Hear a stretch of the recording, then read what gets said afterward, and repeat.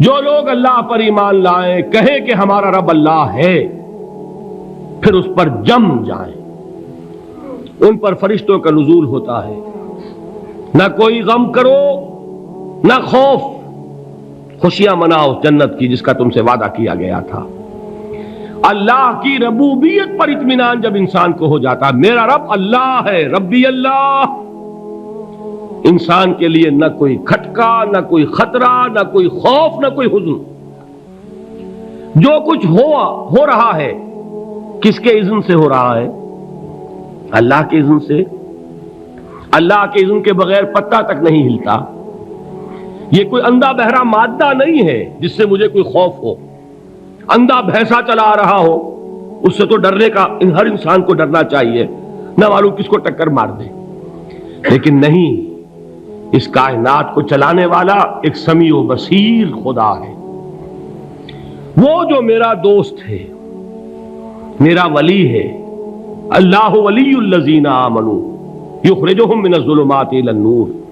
اللہ اہل ایمان کا ولی ہے، ساتھی ہے، پشت پناہ ہے، مددگار ہے، حمایتی ہے۔ بتائیے جسے یقین ہو جائے کہ اللہ میرا مددگار، اللہ میرا محافظ، اللہ میرا پشت پناہ، اللہ میرا حمایتی، اس کے لیے کوئی خوف ہوگا؟ اس سے کوئی ڈر ہوگا؟ میں مثال دیا کرتا ہوں ایک بہت سادہ پنجاب کے دیہات کی۔ تو بڑا چودھری ہے اور کوئی غریب کسان ہے۔ اس غریب کسان کے جانوروں کو ہر وقت اندیشہ ہوگا چوری کا، کوئی میری بھینس کھول کر نہ لے جائے، کوئی میرا بیل کھول کر نہ لے جائے۔ لیکن جس کے بارے میں یہ سب کو معلوم ہو کہ وہ جو بڑا چودھری ہے وہ اس کا دوست ہے، اس کی بچیا کو کوئی خوف ہوگا؟ اس کی بھینس پر کوئی ہاتھ ڈالے گا؟ اسے کوئی اندیشہ ہوگا؟ نہیں۔ کیوں؟ کہ وہ بڑا چودھری، بڑا اس کا یہاں کا سردار، جاگیردار، سب کو معلوم ہے وہ میرا دوست ہے، کوئی میرے خلاف اقدام نہیں کر سکتا۔ اس دنیا میں یہ چھوٹی سی بات اگر آپ کے دلی اطمینان اور سکون کا باعث بن سکتی ہے تو ذرا تصور کیجئے۔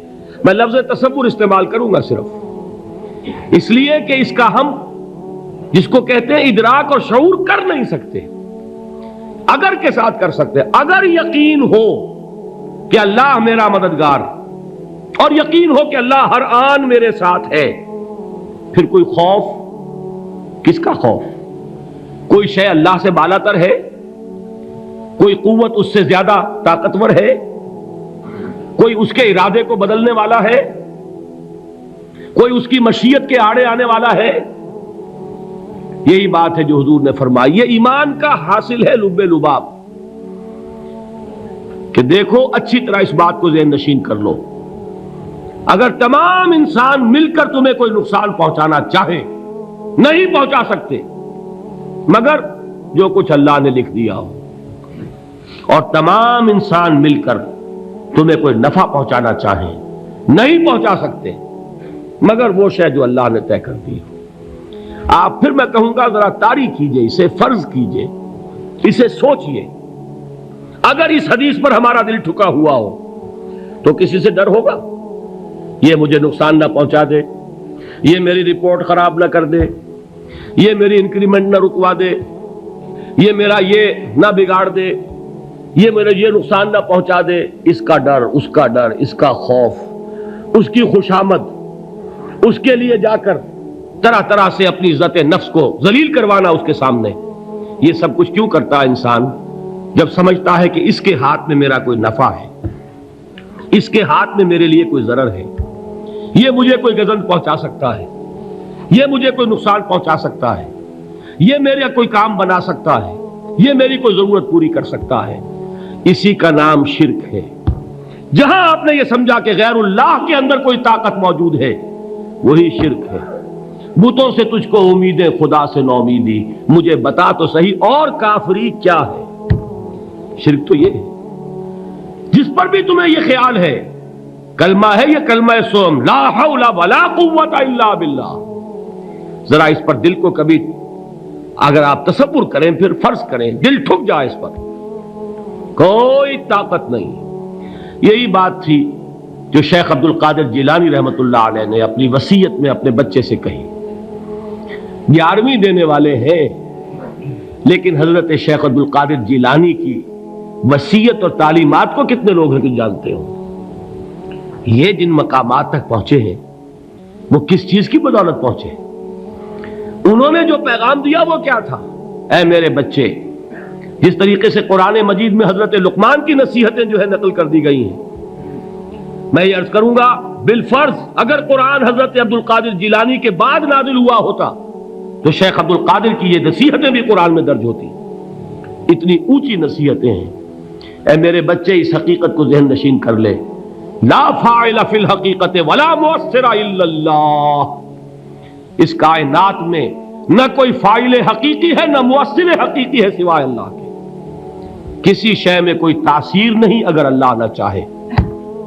آگ جلا نہیں سکتی اگر اللہ نہ چاہے. پانی ڈبو نہیں سکتا اگر اللہ نہ چاہے.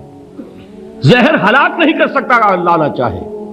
کوئی چیز فائدہ نہیں پہنچا سکتی اگر اللہ نہ چاہے. تو در در پہ کیوں سر جھکاتے ہو؟ در در پر کیوں جبیں سائی کرتے ہو؟ سب کے سامنے کیوں ہاتھ پھیلاتے ہو؟ ایک اللہ سے مانگو. ایک اللہ کے سامنے زمین پر اپنی جبین رکھو. لا فاعل فی الحقیقت ولا مؤثر الا اللہ. نظر آتا ہے ہمیں کہ پانی پیاس بجھا دیتا ہے.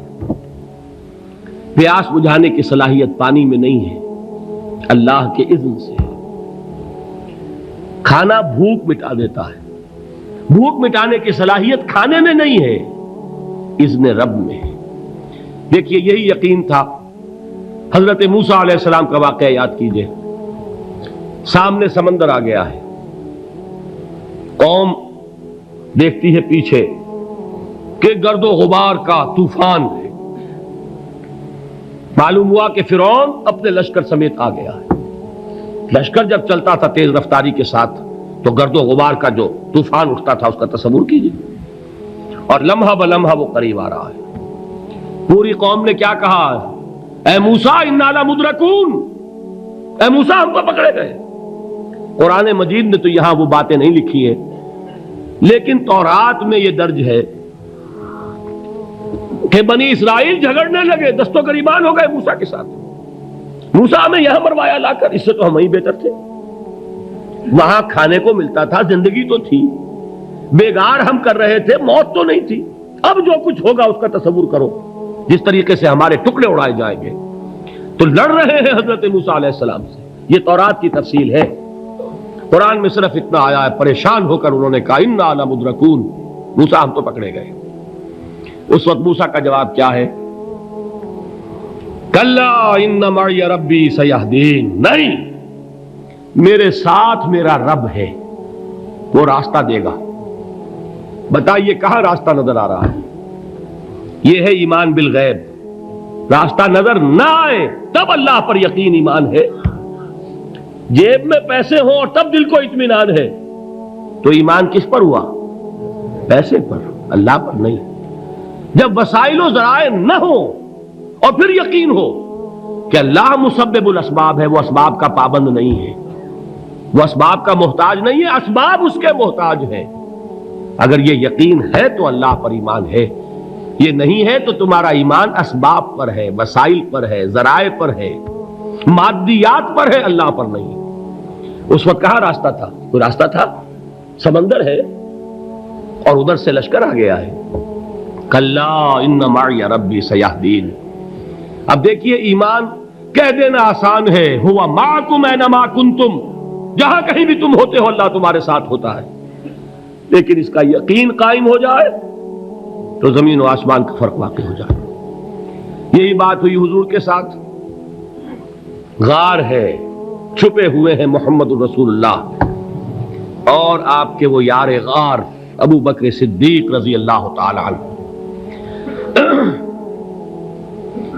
اقبال نے حضرت ابو بکر کی شان میں چند اشعار کہے صرف، لیکن واقعہ یہ ہے کہ بھاری بھاری نظموں پر اور قصیدوں پر بھاری ہے.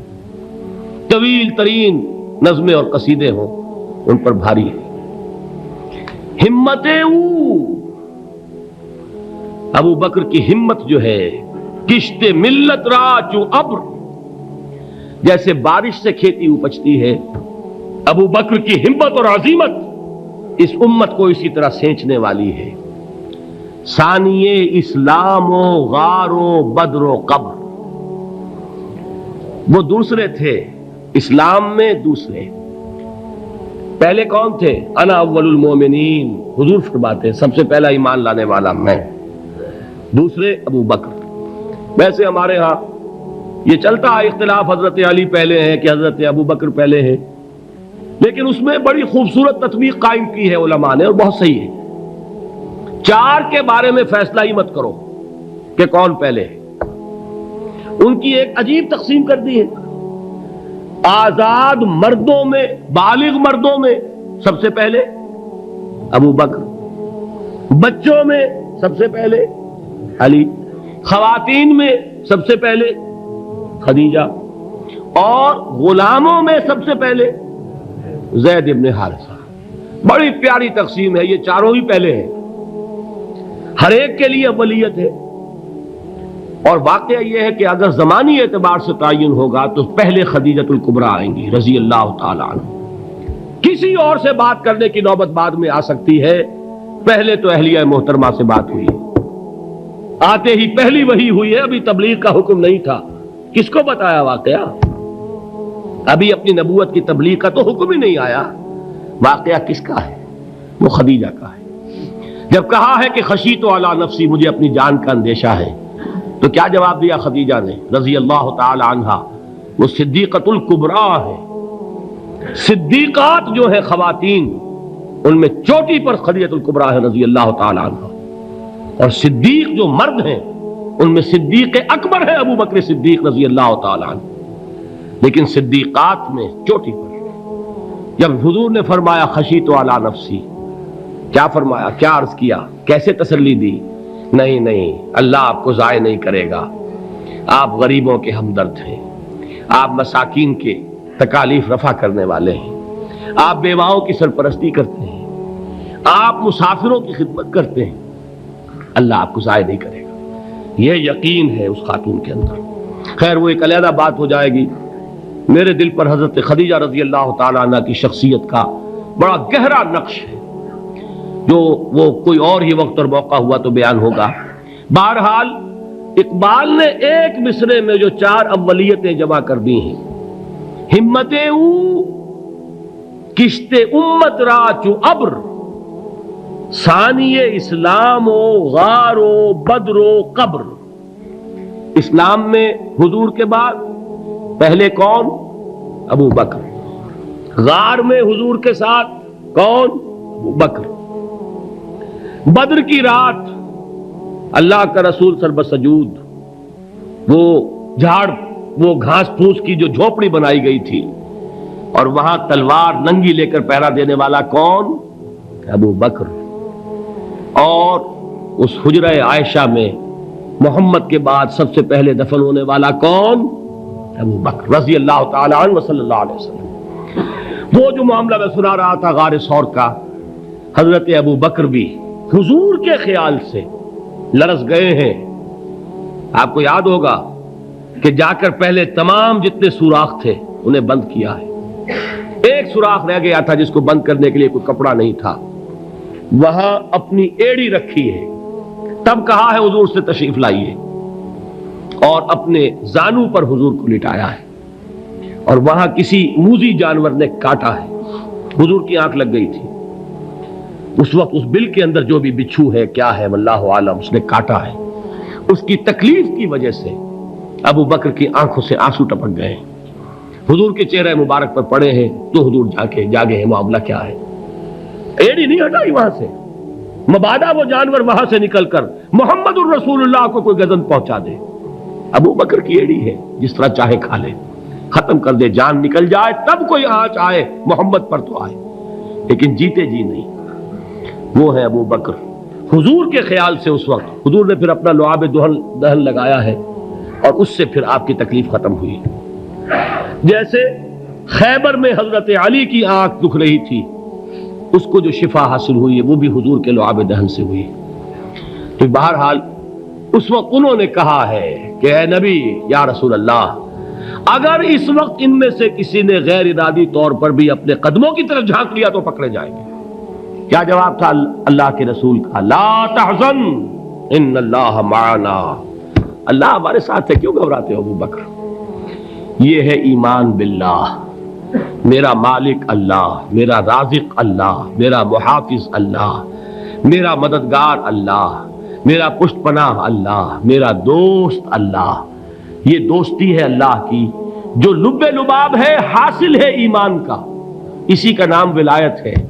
اولیاء اللہ کے سروں پر سینگ نہیں ہوتے، جس کے دل میں ایمان راسخ ہو چکا ہو وہی اللہ کا ولی ہے، جسے اللہ پر یقین ہو چکا ہے وہی اللہ کا ولی ہے، جسے یقین ہے اللہ میرے ساتھ ہے، میرا مددگار، میرا پشت پناہ، میرا ساتھی، میرا دوست، میرا محبوب، میرا محب۔